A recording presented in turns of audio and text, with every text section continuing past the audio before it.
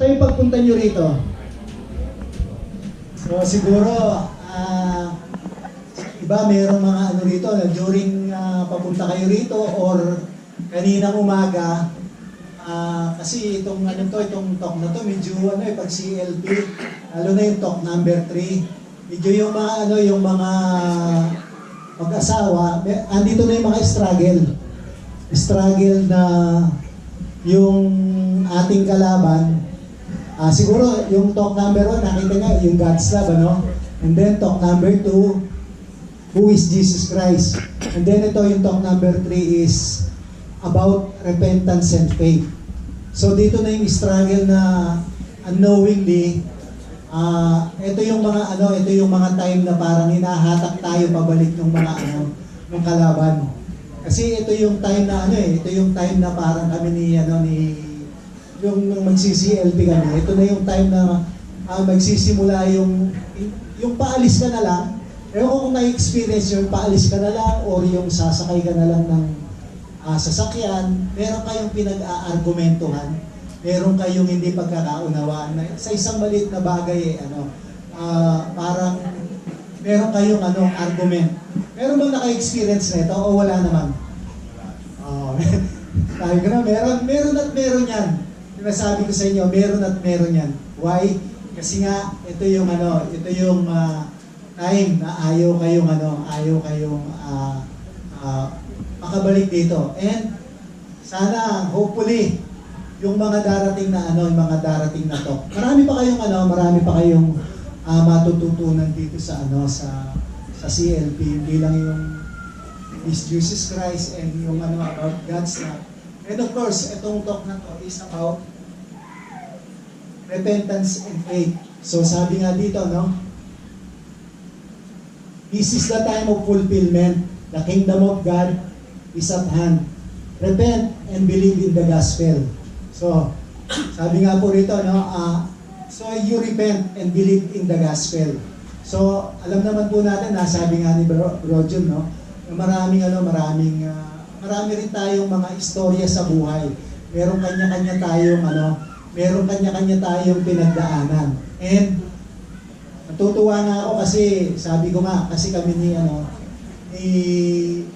Tita Rose ngayon, sabi ko nga nakikita ko pa rin yung mga bata pang gumraduate ngayon dati. Yung kumbaga nung time namin, nakapagpag-graduate kami, nakikita namin nandito pa rin sila. Joyfully serving the Lord, Hindi po sila nagsisilbi sa sa Couples for Christ. Ginamit lang yung Couples for Christ para sila ay magamit. And sabi ko nga po, tayo may kanya-kanyang istorya sa buhay. So pakilala ko po muna yung aking may bahit na aking buhay. Ayan. Si Rose. Sabi ko, pwedeng tumayo ka muna para natin. Tumayo ka, para hindi sila ayarin ito. Ito yung aking asawa. So, married na po kami ng 36 years. Ito po itong buwan pa lang ito ang aming anniversary, munti ko na makalimutan. 36 years na po kami. So, yung 36 years na yon, biniyayaan po kami ng 3 anak. So, yan po yung aking mga anak. And, ayun, nadagdagan po kaming isa. So, ayun na po yung aking, meron na akong manugang. Yung pong panganay ko, yun, yung katabi ng aking misis, yung babae, dati ring singles for Christ, and then eventually yun po nakapag-asawa, and member po siya ng Couples for Christ na rin. Kaya nung dati kasi kasama namin dati yan dito sa Dubai, and nakasama rin po siya sa nakiuso, nag-migrate sa Canada. So nandun na po siya sa Canada. Pero before po nung nandun sa nandito po siya kasama namin. So ano po yan, sa, nung nasa couples na, tawagan na namin bro and sis. Kasi nasa couples 4 days na siya. And yun, yung aking pangalawa po, yung nasa likuran ko, nasa Pilipinas po, 34 years old na rin po. And kapapang asawa lang po niya nung January. So, yun po, kakakasal lang ba nung January. And dito po, yung isa, dating YF, siya ngayon, nag-aaral na uli kasama po namin. So, yan po yung 3 anak ko. And, yan po yung aking, yung aking pamilya. And, ayan, yan po yung istorya ko bago kami, parang may nahalukay ako sa baul na may nahalukay ako sa baul na litrato po. Ayan.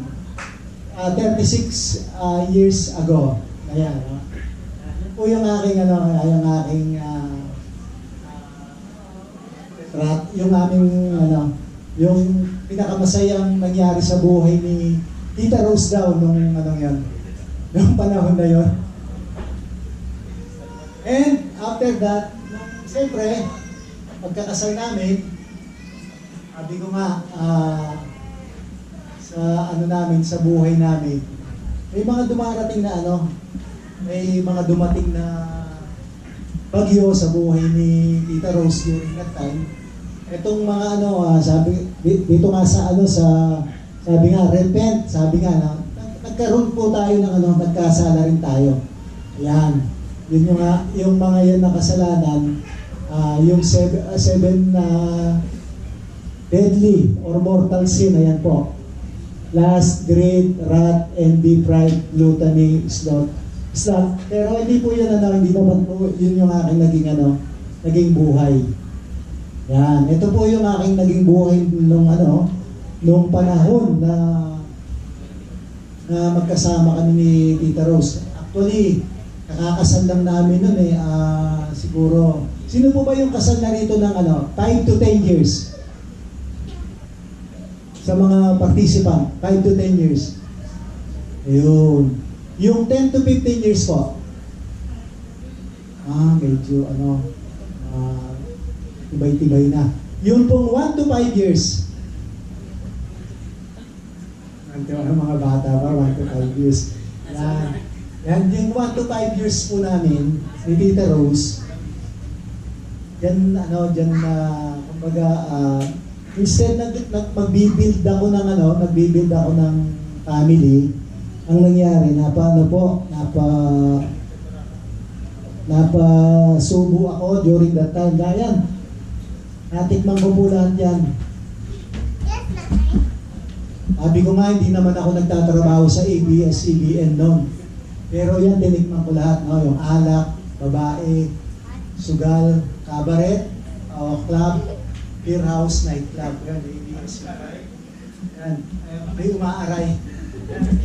Ako po yan, kumbaga, na-experience. During that time na yung 1 to 5 years namin ni Tita Rose, medyo kasi during that time, medyo kumikita ng maayos, kumbaga able financially, kaya nagagawa namin yung nagagawa ko pala yung mga ganyan kasi mayroong konting business, so minsan kailangan mong yung mga ilabas yung mga kliyente, kumbaga. So minsan yung isang boteng beer na sabi dun para sa kliyente, minsan magiging 1 dosena hanggang 1 case, hanggang sa kinabukasan hindi na uuwi. So ganun po yung naging istorya ng buhay ko. And suddenly rin po nung time na yon, nagano rin ako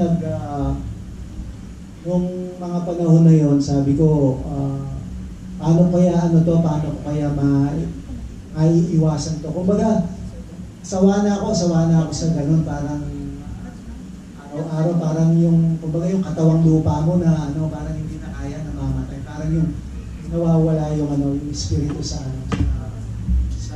sa katawan mo, yung espiritu ng Diyos. Kasi ang pumapasok na lang no, parang espiritu ng alak eh.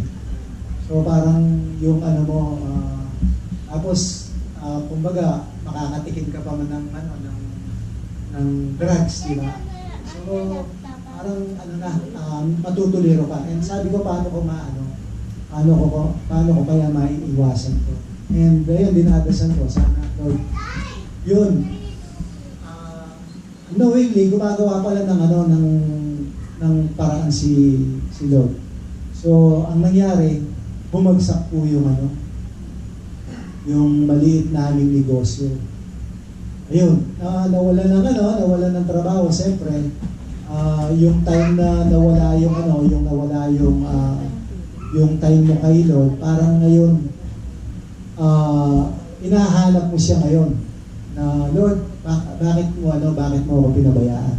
And then hindi ko alam, yung pala yung way ni Lord na para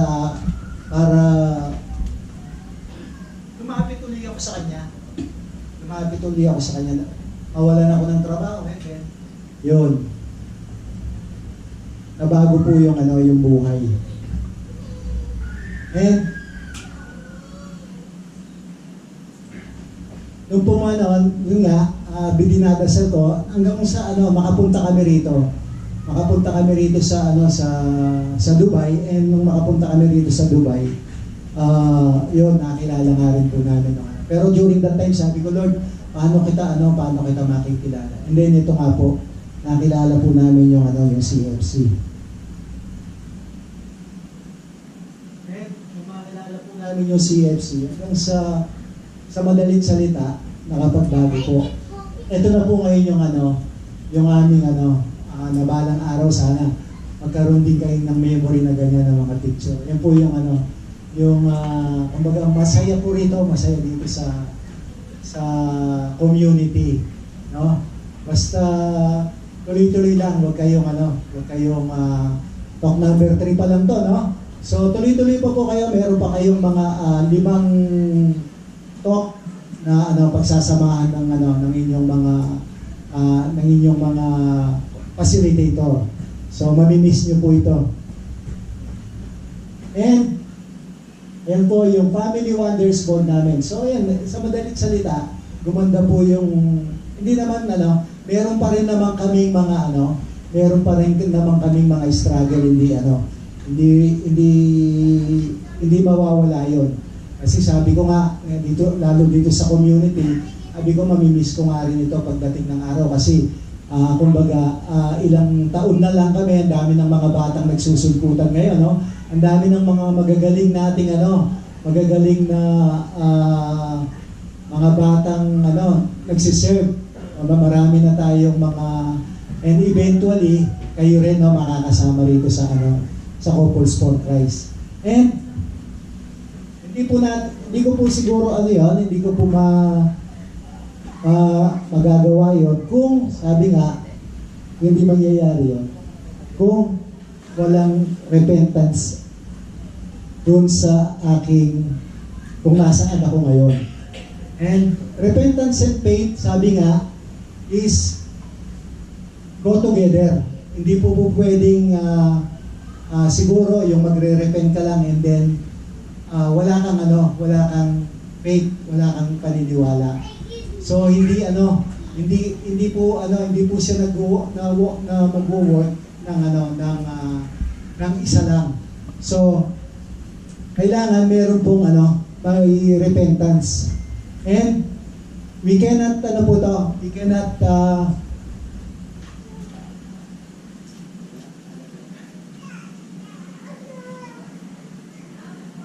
just have one without the other. We need to believe in Him and His plans and promises. So ano po yung baka tayo may mga may mga plano tayo at saka sa buhay. So sabi ko nga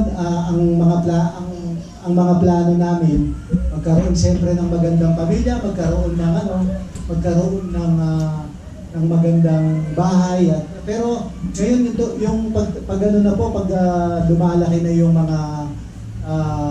mga pamilya and na medyo na ano mo na po yun, naranasan mo na yun. Kasi nakikita ko ngayon yung kung meron kayong mga plano nung magpayaman, magkaroon ng malaking bahay, sana kami sa aming ngayon, sa aming pong experience, parang nakikita namin na lumalaki na yung kumbaga malalaki na yung mga anak namin.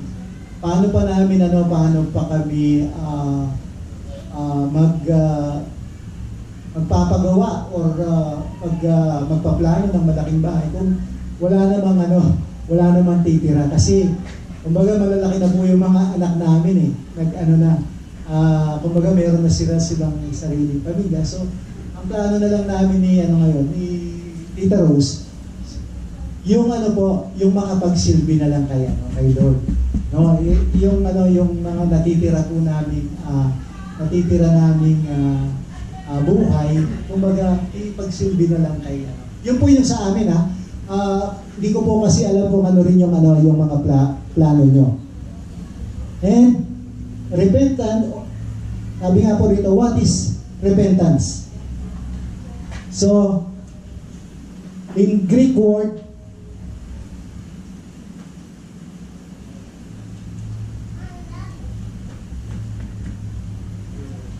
what is repentance? In Greek word, sabi nga po, repentance in Greek words is metanoia. Metanoia is literally translated as a change of mind. So kung gusto po nating yun mabago, so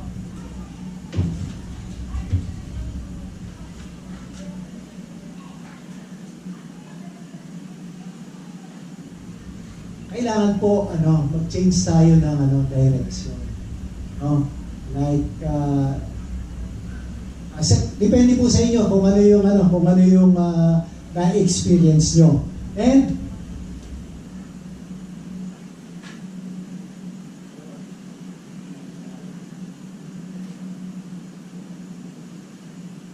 repentance is change of direction, no?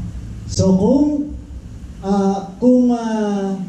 gusto niyo po magtuloy o makilala ng tuluyan ng ating Panginoon, so you have to change your direction. You have to move kung ano yung inalalagyan nyo ngayon na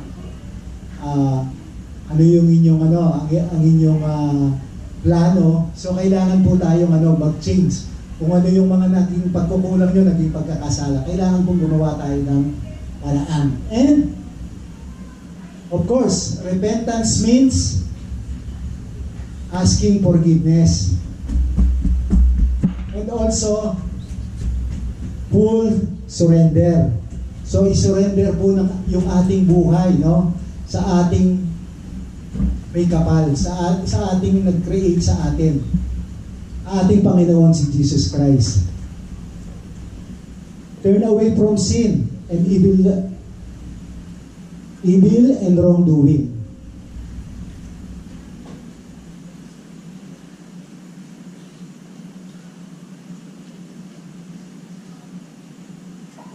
So, when you are with Christ, you turn away from sin. So, whatever po, pag nandito na kayo sa ating Panginoon, so kailangan talikuran natin ang ating mga yung ating mga kasalanan. Evil and the wrongdoing. So, what are the among these serious sins are involvement in cult, such as, meron pa po bang gumagawa sa inyo rito? Ang ganito sa inyo? Yung witchcraft, merong yung mga wala naman po siguro, Tapos yung fortune telling, yung nagpapahula, hula-hula, yung kumbaga their life is yung pinapatignan nila sa sa baraha. Meron pa. Tapos horoscope, meron pa pong yung huwag kang lalabas ngayong araw na to, baka tamaan ka ng kidlat, mga ganon. Meron pa po, wala na siguro, no? And ito po, matindi to, itong sciences. Meron po ba kayong yung kumakausap sa mga patay? Wala na, no? So kailangan po nating to. And yung Freemasonry. And among others po, yung baka wala naman po siguro rito yung nagkaroon ng ng murder. Meron po ba yun yung mga bibigat na nakakasalanan? Murder, meron po bang wala naman po siguro baka naka-murder ng ipis, meron siguro pero hindi po yun. So, yung yung mga mabibigat na kasalanan, yung robbery, mga ganon, mga kidnapping. So, wala naman po siguro nagtutulak ng rito, ng droga, bawal dito yun, bawal. Pero mga kapatid, nangyayari dito yun. Meron pa rin nangyayari. Hindi natin meron pa rin nangyayari ganito rito. Lalo sa UAE, yung biyahe. Meron pa rin. Alam naman natin hindi mawawala ito. And wala naman pong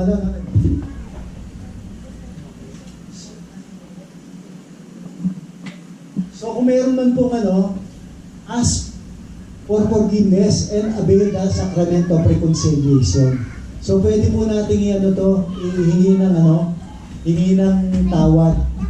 So siguro next kung sakali man, yung next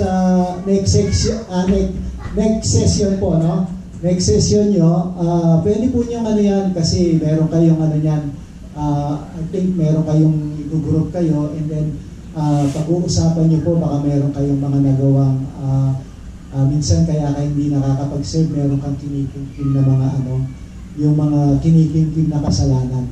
Kaya minsan lalo pag meron kang ginagawang kasalanan, parang ang hirap mong imbitahin yung magsimba nga lang, imbitahin ka ng asawa mo. Ako during that time parang medyo kumbaga, pag meron kang ginawang kasalanan, parang ang hirap magsimba. Pag niyayaya ako ng asawa ko, parang mahirap. Mahirap talaga pag meron kang kinikimkim na kinikimkim na galit or kasalanan.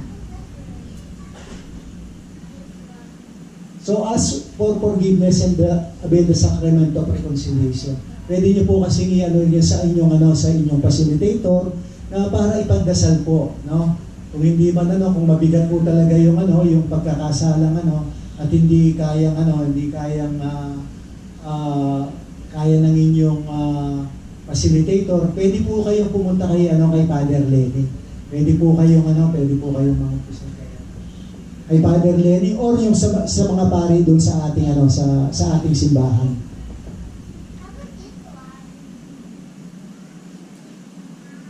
And surrender to Jesus as the Lord of our life. Sinusurrender niyo na po ba yung buhay niyo kay Lord Jesus, kay Jesus? Amen. So mahirap pagka yung total surrender kasi minsan minsan lalo pag meron kang yung pride, minsan ang hirap yung entitlement. Kung meron kang lalo pag meron kang posisyon sa trabaho, ang hirap i-surrender kasi minsan parang mas iniisip mo mas magaling ka pa dun sa mga halimbawa na-invite kayo, minsan parang mas gusto mo pang tumambay sa bahay or manood ng telenovela. Usong-uso po ngayon yun, yung telenovela, yung kung sa mga sister, meron pang mahilig sa manood ng ngayon, Korean novela. Meron po ba? Si Tita Rose hindi mahilig dyan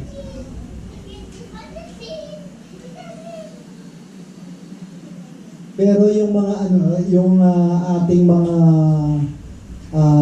our service team, yan, they are always ready to serve. They surrender their time and talent and treasure. Actually, alam ko, no, itong Sabado ngayon dapat meron kayong mga activity, family, pero I honor you, brothers and sisters, na nandito po kayo, that you surrender your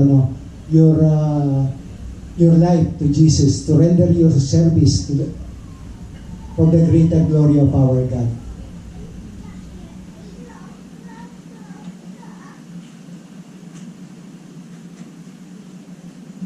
So if you surrender your life to the Lord, then there is no room for being lukewarm. Sabi nga in Revelation chapter 3, verse 15 to 16 says, I know your works. Alam ni Lord, yung inyong mga I know that you are neither cold or hot. I wish you were either cold or hot. So, in Revelation chapter 3, verse 16 said, so because you are lukewarm, no? Ano po ito? Paalala sa atin. Neither hot nor cold, I will spit you out of my mouth. So, yan po yung paalala sa atin. Kapag magsisilbi po tayo kay Lord, there is no lukewarm. Wag po tayong yung pabago-bago ng isip. Yes, if yes.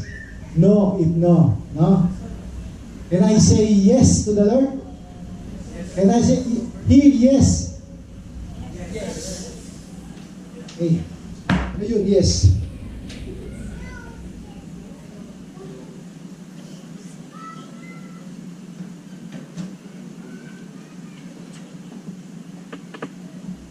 So magkikita ulit po tayo next week. Okay, yes.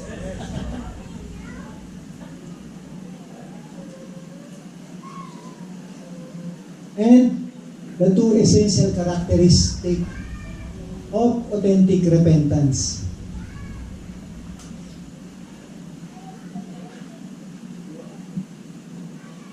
O yan. One is honesty. Admit our sin. So, admitin po natin, no? Walang sabi nga, kailangan po tayo, maging honest po tayo. Maging totoo po tayo, no? Sa ating pagre-repent. And humility, no? Humility is meaning kailangan po tayo, magpakumbaba rin, no? Bilang hindi bilang alam ko, basta inyo magaganda po yung yung mga posisyon, no, sa trabaho, pero dito po sa pag na-kay Lord po tayo, kailangan po natin ng pagpapakumbaba.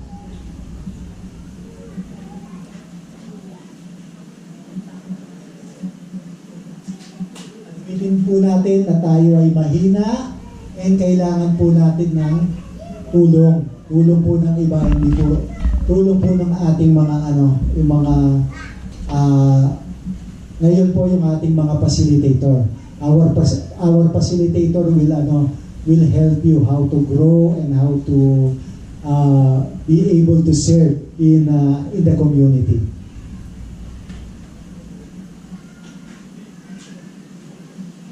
Repentance, kailangan po talaga niya ng faith, no? Faith. What is faith? Faith is the realization of what is hoped for and evidence of things not seen, no? So yun po yung mga yun po yung ating mga inaasam na hindi natin nakikita. So katulad ng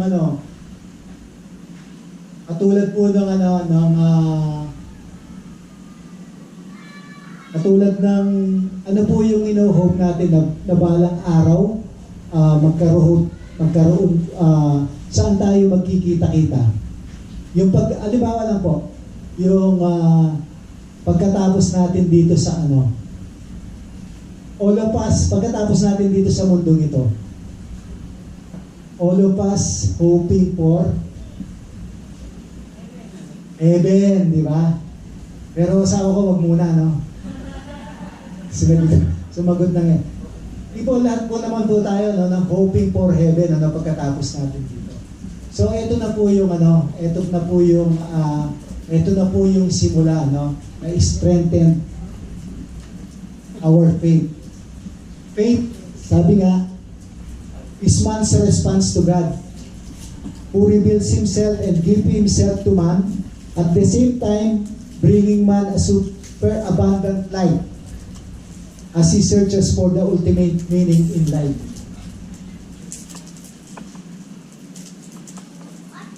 What is not faith? Yan, unang-una po yung feeling, no? Yung parang parang nararamdaman lang natin. Parang nararamdaman natin na na tayo tataya ako sa mamaya, sa Super Lotto, baka mamaya tumama ako.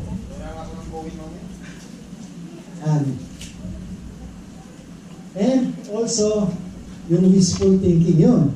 Wishful thinking, baka bukas, makarating ako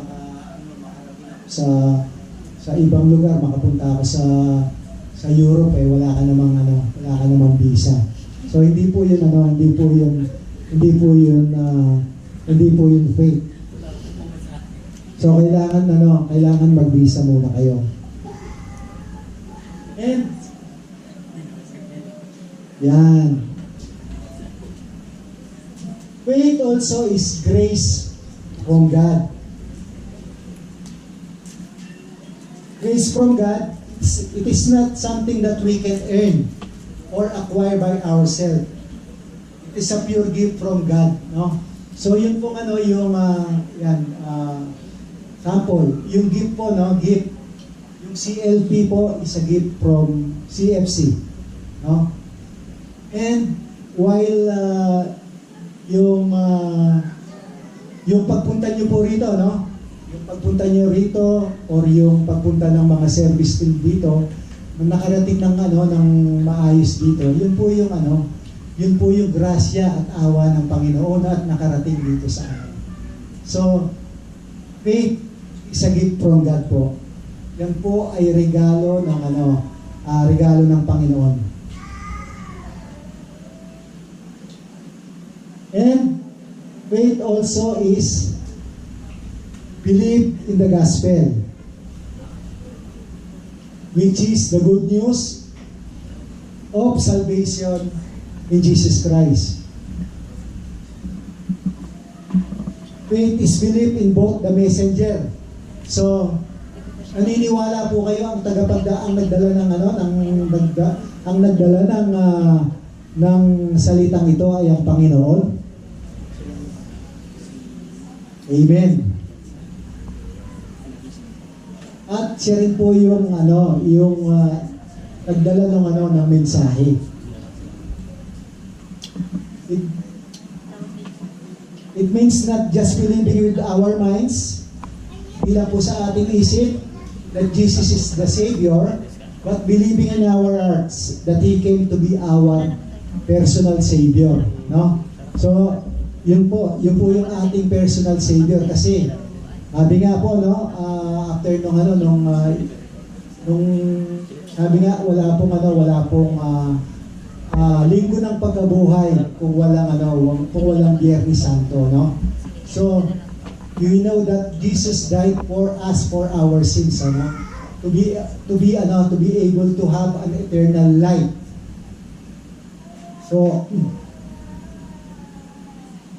So faith also is a personal act and decision. It has several aspects, no? It is a definite act. So kailangan po natin we must open the door if Jesus come into our lives. So, siguro po sa inyo marami na pong nag-invite before sa inyo dito sa CLP, no? Meron na po bang before nag-invite? Meron na, no? Pero siguro during that time parang wala pa kayo, wala pang time, no? Oh, walang time. So, siguro ito yung time. So, hindi po aksidente yung yung pagpunta nyo rito. Hindi po aksidente na na-invite kayo rito. Jesus has a purpose. So, kailangan po tayong umaksyon. We need to decide on our own to open the door, no? Even po sa ating mag-asawa, kailangan po nating mag-decide, no? Do sabi nga natin you are couple, pero kailangan din po yung individual action. Kailangan kumilos po yung isa, kailangan siya umak, hindi lang po yung yung asawa, kasi minsan kaya tayo couple, minsan yung isa tinatamad, no? Kaya kailangan yung isa ahatakin. Para ngayon double yan eh. Kaya inahatak tayo na pabalik ni Taning kasi gusto niyang bumalik tayo sa kanya. Gusto niyang bumalik tayo sa ating mga old ways. So ano-ano yung mga old ways na nakasanayan natin. So dapat iwasan na natin yun.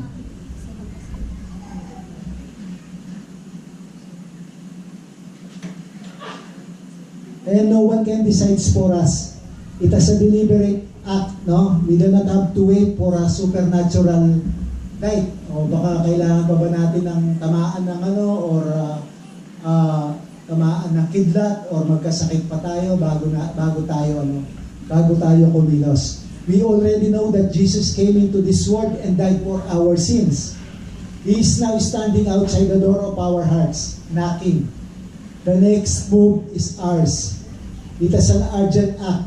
The future is uncertain, no?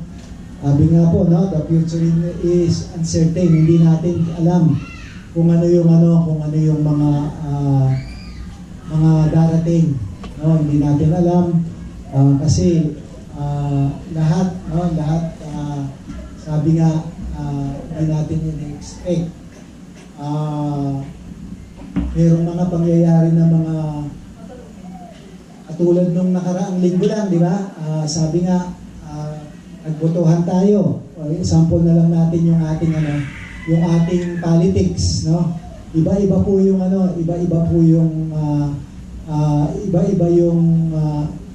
iba yung nakaupo na ngayon from the period of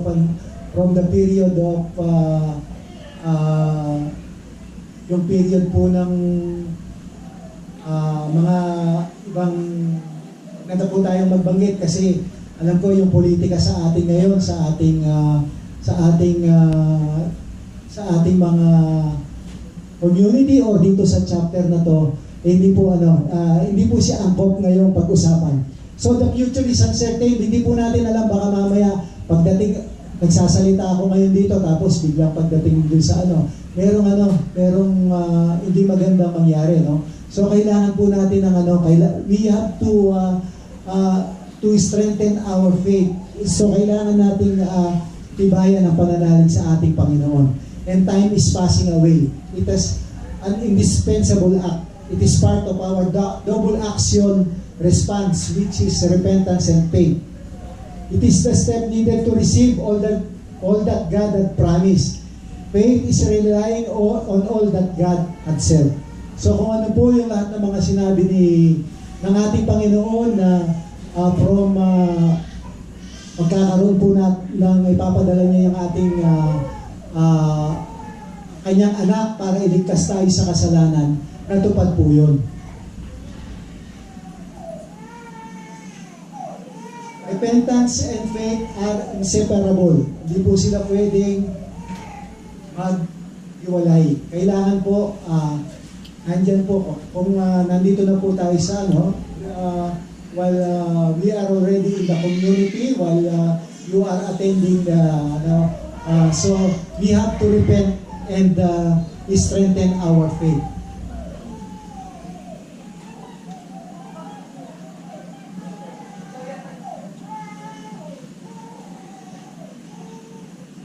So what are the consequences of repentance and faith?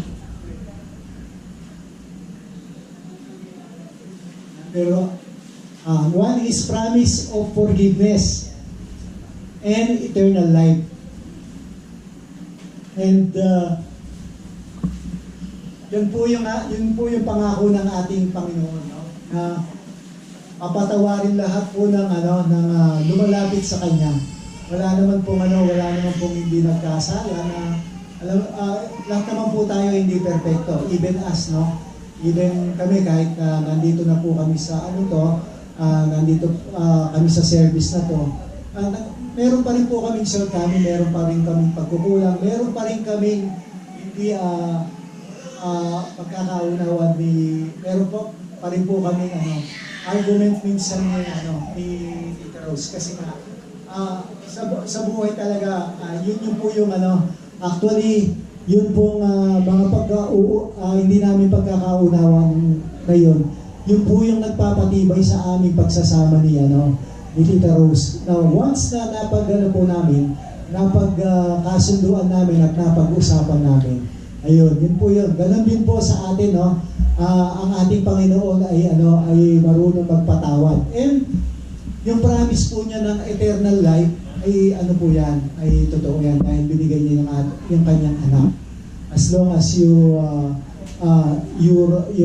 faith is with Him. And yung eternal life po, hindi lang po yan sa basahin po natin sa Acts chapter 13, 36, sabi po dyan, even po yung inyong household, hindi po niya pababayaan.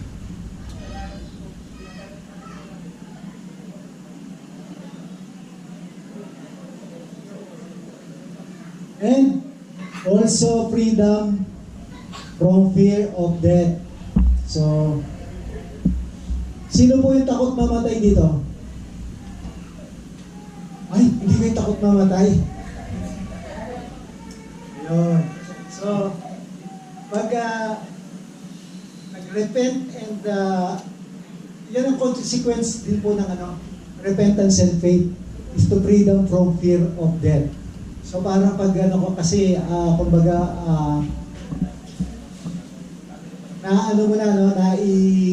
nailabas mo na or naibigay mo na yung buhay mo kay Lord.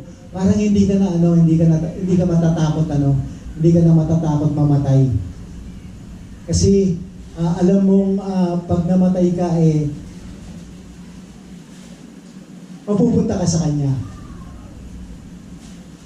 Kaya sana kung kayo ngayon, kung if you are in the po ngayon, kung nasa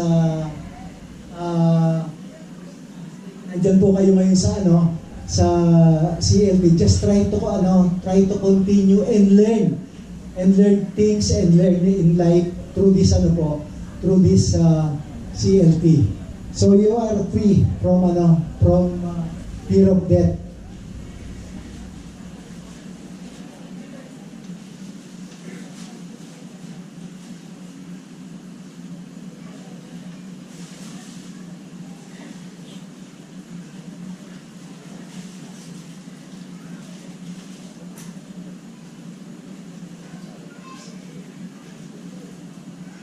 Mga kapatid, sa personal level, one consequence of true repentance and profound faith is freedom from death. If indeed we believe that death is nothing but a passage from a life of fleeting joy and earth to a life of eternal happiness in heaven, then we should not fear it.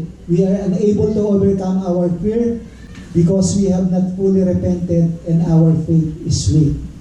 So,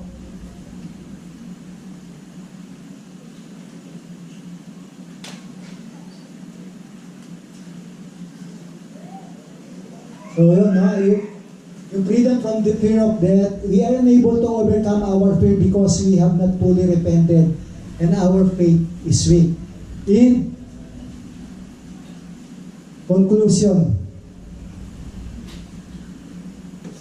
Jesus sounded the call to repentance and faith 2,000 years ago. No? It is the same call to us today. So from 2000 hanggang ngayon, Jesus is calling us to come back again to Him. We are called to turn away from sin and to accept Jesus as Lord. It is a same call.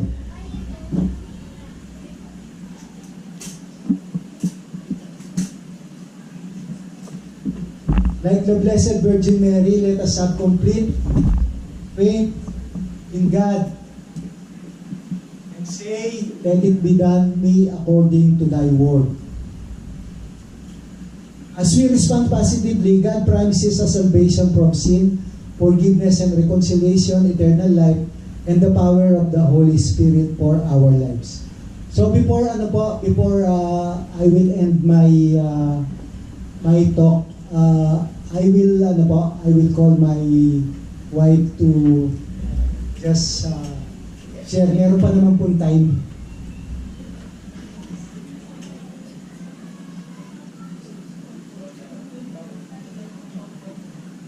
Is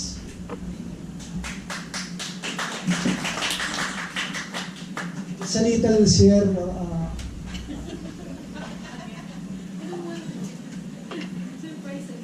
Hello, good evening po. Maraming salamat po. It's really an opportunity to be here.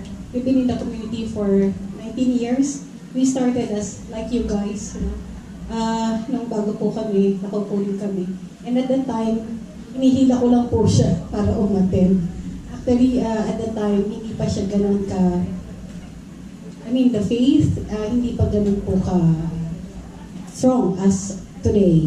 And I testify to God's goodness sa kanya pong sa faith na in-instill sa bawat isa sa atin. It just needs po igniting, no? Alam po naman natin na bawat isa sa atin has the seed of faith. Kasi even without seeing God or without seeing Jesus, kasi He just lives before, di po ba? But then He is alive when we hear His words in the gospel. So doon lang po nabubuhay ang Panginoon sa buhay natin. When we read the gospel, no po, nasa sa buhay, at doon po natin nalalaman ang pagmamahal niya. Kasi in all circumstances of life, if you just read the gospel, you will be inspired. Yung po yung nakatulong sa buhay namin. Life is not a bed of roses. Even when we're here po before, I got unemployed, and the finances is not good. But what serves us to continue serving and having a deep faith in Him is through His words, no? So yun po sana maging inspiration natin sa lahat. But ang topic nga po niya is repentance. Kasi po, without emptying ourselves, without cleaning ourselves in the sacrament of reconciliation, yun po ang nakaka-block ng biyaya ng Panginoon. So, bago po tayo maka-receive ng biyaya na napakadami-dami, dapat po muna i-empty natin yung sarili natin sa mga hindi niya gusto sa buhay natin. So, at this point po, dapat we have to ask ourselves, how can we be, diba, a recipient of God's grace? Paano po? I-empty po natin yung sarili natin. And that has been maraming ang tulong ng Couples for Christ sa amin, that Tito Nick has evolved po. Before po talaga hindi nyo siya mapapatayo rito. Talagang promise po yan. Magpapulong, sabihin po lang magpe-prayer, yung mag-lead ng prayer po. Ako po nanginginig na, no? So, it is really God's doing, no?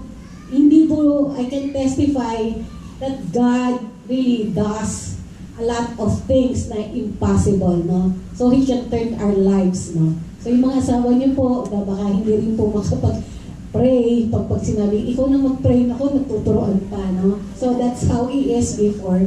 And God has given Him this grace to testify about His goodness in our lives. Maraming pong salamat.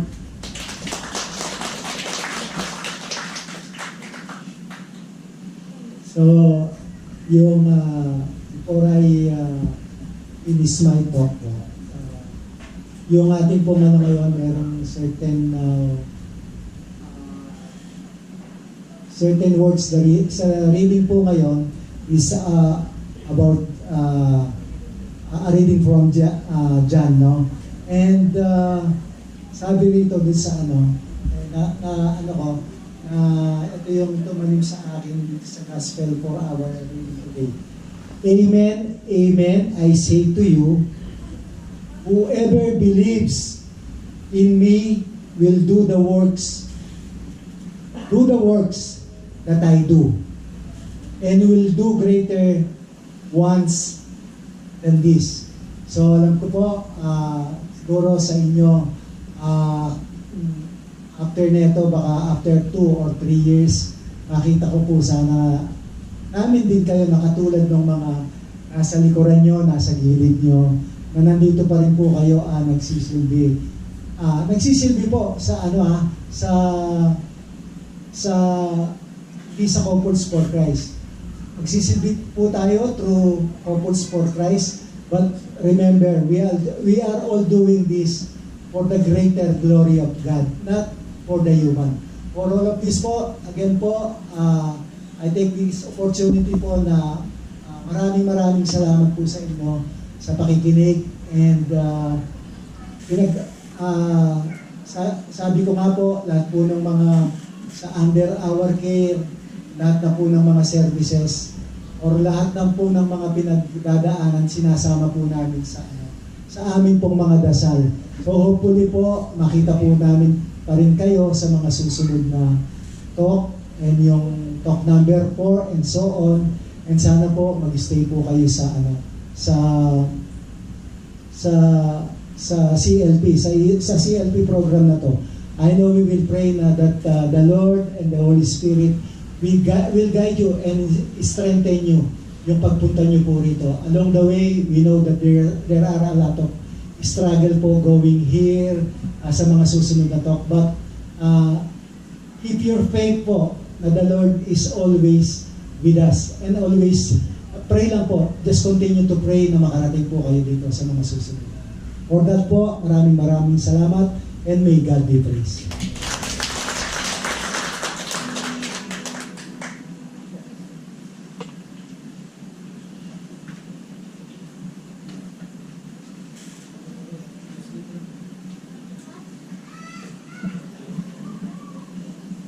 Hello. Mga kapatid, today I really believe na napaka-clear ng message ng Panginoon sa atin. And today it's an invitation for us to reflect. Before we start yung ating